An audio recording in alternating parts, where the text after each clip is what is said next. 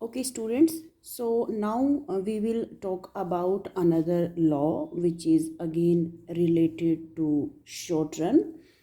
In our previous video, we have discussed about law of variable proportion, where we discuss what will happen to your returns when you are increasing variable input.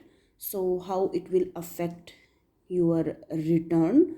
So there were three stages we have just discussed in detail. So now today's topic is returns to variable input or factor. Again we will talk about returns of our variable input. We assumed that our variable input is labor.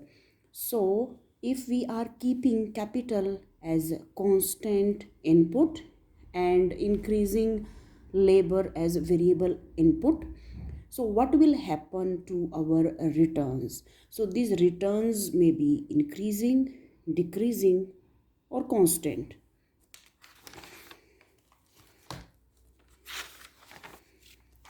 So here are these three types of returns.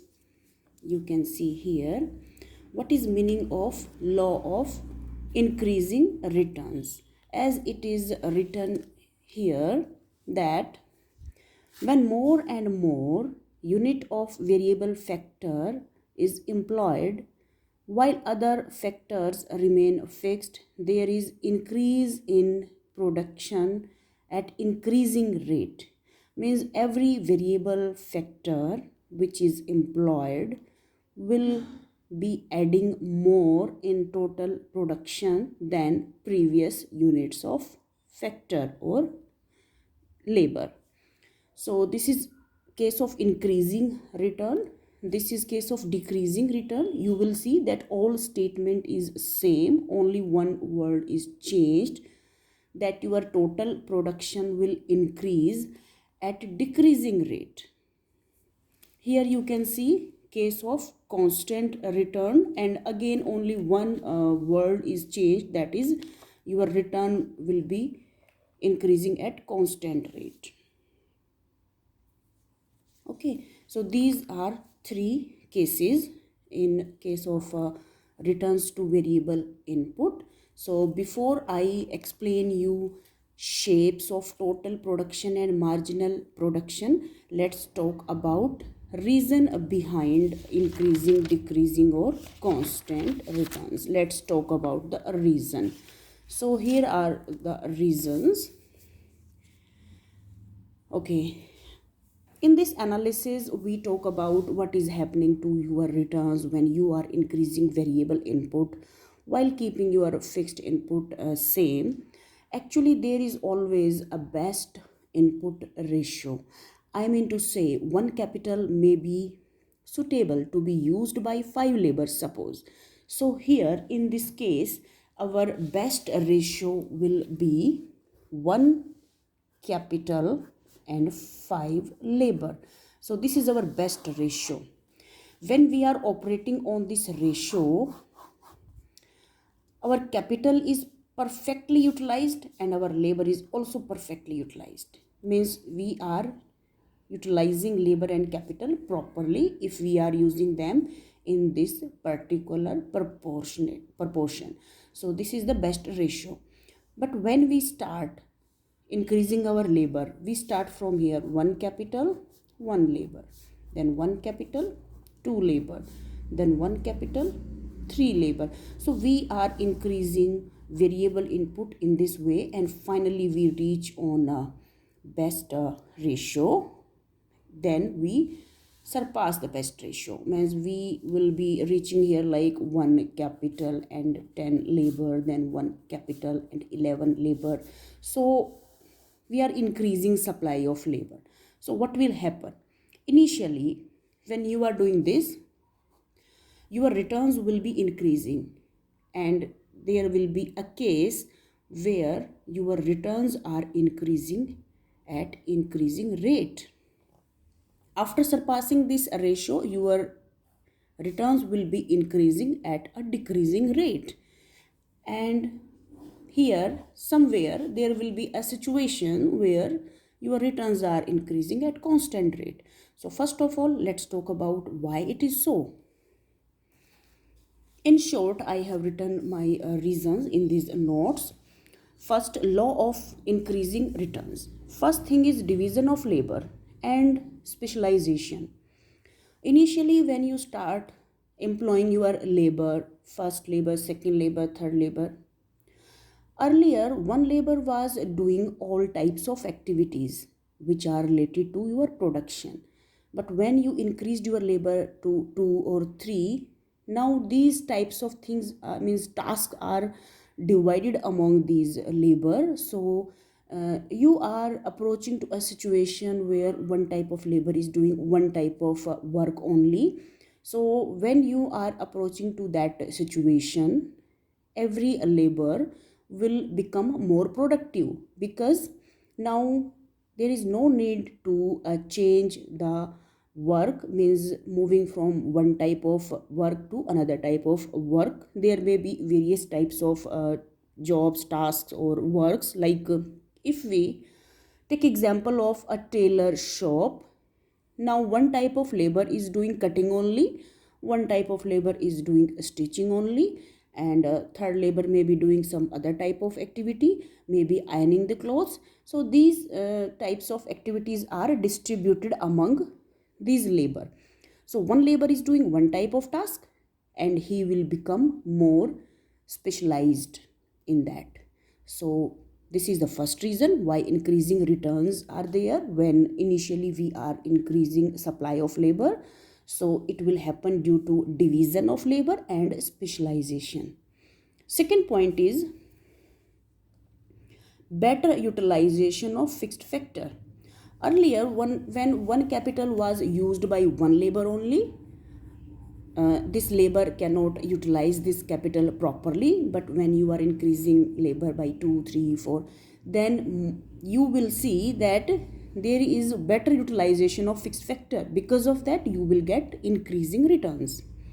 Next is better coordination of factors. Okay, as you are approaching to that best ratio, I mean, we assumed initially that best ratio is one capital and five labor. So when you are approaching to that best ratio, obviously coordination between fixed factor and variable factor will be better. So that's why increasing returns will happen. Now, law of decreasing returns. Why decreasing returns happen? Means every time when you are employing one more and one more labor, it is adding to your total production lesser than the previous labor. We are talking about that situation here. So first reason is variable factor is not utilized efficiently. Okay, so when one capital is used with a 20 labor, 25 labor, so these extra labor, we cannot utilize them properly because we don't have the capital. Our obligation was that capital is fixed. So we are not able to utilize this labor efficiently. Poor coordination. As we have surpassed the best ratio, now one capital is being used with the many labor. So there will be a poor coordination between labor and capital. I mean fixed factor and variable factor. Next, factors are not perfect substitute. Okay, to some extent we may substitute one type of factor of production with another type of factor of production, but these are not perfect substitute.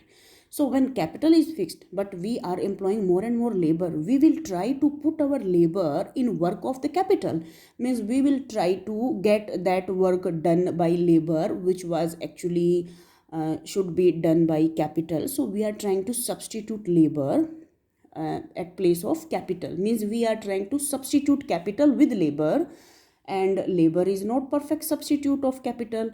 So decreasing returns will happen over there. Suppose if these factors are perfectly substitute, then in that case decreasing return will not happen, but that is a rare case only, a rare situation. Usually what happen, these are not perfect substitutes. Next is law of constant returns. This is the situation where every new labor is adding equal in your total production to the previous labor. So your total production is increasing at a constant rate. And why it is so? Let me tell you one thing first, that in this situation we are operating on the best suggested ratio. So first is full utilization of fixed factor. So all the laborers are working over there. I mean 1 capital and 5 laborers are working over there. So there is full utilization of your fixed factor. Then efficient utilization of variable factor. Even variable factor is also just what we required actually. So there is efficient utilization of variable factor also, because we are not substituting capital with labor. 5 labor we are working with best coordination of factors. So we are operating on the best ratio. So our coordination is again means perfect. So these are the reasons why increasing return, decreasing return or constant return happens. Okay, now let's talk about the diagram. This is total production curve. You can see that as you are increasing supply of labor, your total production is increasing at increasing rate. This is total production curve. This is marginal production curve in case of increasing returns. This is the situation where decreasing returns happen. So every labor you are employing every labor, and every new labor is adding lesser than the previous one. I will explain how it is happening. I will explain separately. And this is the marginal production. Here this is a total production which is increasing at a constant rate, and here is marginal production. Now I will explain why it is happening, why these shapes are there of in case of different returns. So let's talk about increasing return first. In case of increasing returns, your total production is increasing at increasing rate. So first labor is adding this much in your total production. So this much is addition by first labor in your total production. On equal distance, we will take another point over here. So we are using second labor. So second labor is adding more than the previous labor in your total production. You can see here. Again on equal distance, we are using third labor, and again it is adding more than the previous labor. So you will see that every new labor is adding more and more in total production than the previous labor. This is the situation of increasing returns to variable input. And what is marginal production? Marginal production is change in total production due to change in our variable factor. So here variable factor is labor. Let me write labor. So this is marginal production.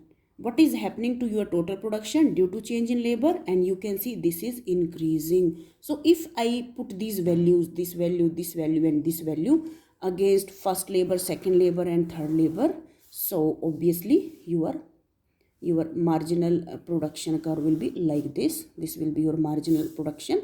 First labor's addition is this much. Second labor addition is even more than that. And third labor again more than that. So we are plotting these values here, and we will get our marginal production curve like this. You can write here marginal production of labor, because here our variable input is labor. Okay, so this is the situation of increasing returns. In case of decreasing returns, what will happen? Let me explain with the help of the diagram. If you remember, in case of decreasing returns, your total production curve was like this. So every new labor, how much it is adding to your total production, you can see here. Again on equal distance, I am taking one more labor here. And you can see addition in your total production by first labor is this much. By second labor is this much. By third labor is this much. So total production is increasing but at a decreasing rate. Here, how to draw marginal production curve? First we will plot this more value, then this less value, then lesser value, So your marginal production curve will be like this. There will be a situation where there is no addition in your total production due to a labor. I mean, if one more labor you will increase here, there is no addition in your total production, so addition is 0. In that case your marginal production will be 0. So this is your marginal production curve. Here we are taking labor and here marginal production. So this is your marginal production curve in case of decreasing returns. Okay, what will happen in case of constant returns? In case of constant returns, your diagram of total production will be a straight line. I'm not saying it will be on a 45 degree. No, it is not compulsory, but it is a straight line. So every labor is adding equal to your total production. And your total production is increasing at a constant rate. If we draw curve of, okay, this is total production curve. Here we are taking labor. In same case, constant returns, what will happen to your marginal production? Every time addition is same, so your marginal production will be equal for every labor. So it will be your marginal production curve. So this is the explanation why your curves are like this. So this is the case of increasing returns, constant returns, and decreasing returns and constant returns. And if you see in our previous video, we discussed this diagram. This is about what will happen from starting to the last point, what will happen to your returns. So if you cut this diagram from here, so you will see your total production is increasing at increasing rate and marginal production is increasing. So this curve, if you pick from here, it is just like your this curve, you can see.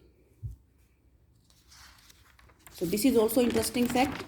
If you pick your curve from here, you will see your total production is increasing at decreasing rate and marginal production is decreasing. So you can compare that situation with this curve. So here if we talk about that, this constant returns, actually in economics, especially by classical economists, they assume that that situation will not last long. Means if one capital is used with 5 labor, as you increase a 6th labor, immediately this situation will be destroyed. So only this is the single point where constant returns will happen, a single point only. After that, from increasing, returns will become decreasing. Constant return will not last long. There is only a single point. So it was all about our returns to variable input. So 3 types of returns are there. We have discussed their diagrams and we have just discussed about their reasons why it is so. So this is about second law in short run. First one was law of variable proportion and second is returns to variable input. So there are 3 types of returns we have just discussed.